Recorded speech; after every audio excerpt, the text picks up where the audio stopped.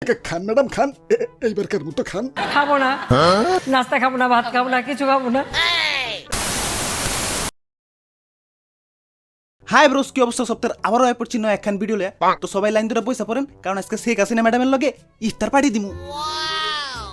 আর যত ধর্মিয়া যে কম দামি ইফতারের আয়োজন করছেন, এগুলা ম্যাডাম খাইবো তো?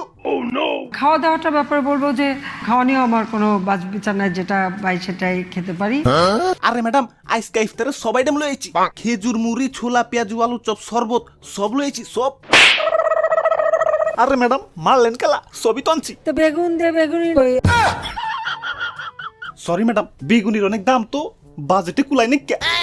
তো বেগুন দিয়ে বেগুনি না খেয়ে আরো যে সবজি সহজলভ্য আছে সেটা দিয়ে খেলেই হয়, আমরা তাই খাই। মিষ্টি কুমড়া দিয়েও খুব ভালো বেগুনি বানানো যায়।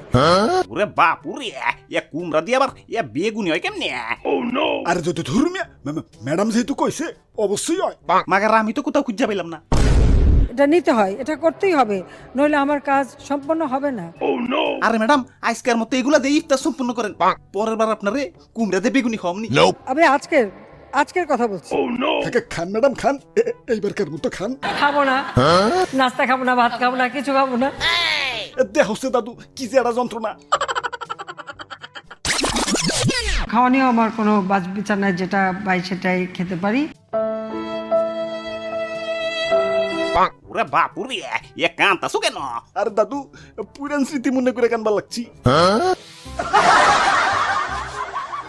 ওরে বাপ রে, ইফতার বাড়ি দিতে গিয়ে কান্দন যাবো না, যাও বাইরে থেকে কুমড়া নিয়ে হো। আরে দাদু, তা না হয় আনলাম, মাগার রানবো কেঠায়? তুমি রান্না করবে? এই না না না, পিয়াজ কাটবার গেলে আমার এক চোখের পদ্মা আর এক চোখের যমুনা শুরু হয়ে যায়। আমি নাকি রান্না করুন? না না, পারুন না।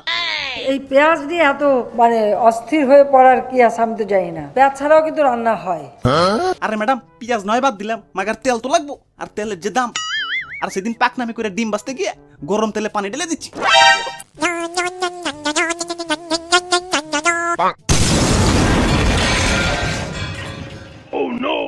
পরে কি হইলো ভাই? পরে আর কি হইব, জানিয়া পলে আইছি।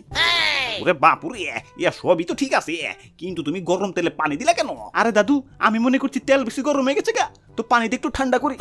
বাহ বাহ বাহ, সাবাস ভাই সাবাস। ওরে বাপুরে, এখন আর রান্না করার সময় নাই, একটু পরে আজান দিব। তাহলে কি করতে হবে? কি আর করতে হইব, ইফতারের জন্য রেডি হইতে হইব। আপনারা সবাই একটু কম কম খাইেন, আমার বাড়িতে আবার ছোট ছোট দুটা বাচ্চা, ওগুলাই গাও নিয়ে যাইতে হইব। ওরে বাপুরে, আমি আর ম্যাডাম তো মুরব্বী মানুষ, খাইলে আর কত খামো। হ্যাঁ, আমরা বয়োবৃদ্ধ দেখে আমাদেরকে একেবারে অবহেলা করা তো ঠিক না। এই আজান দিছে, সবাই খাওয়া শুরু করো।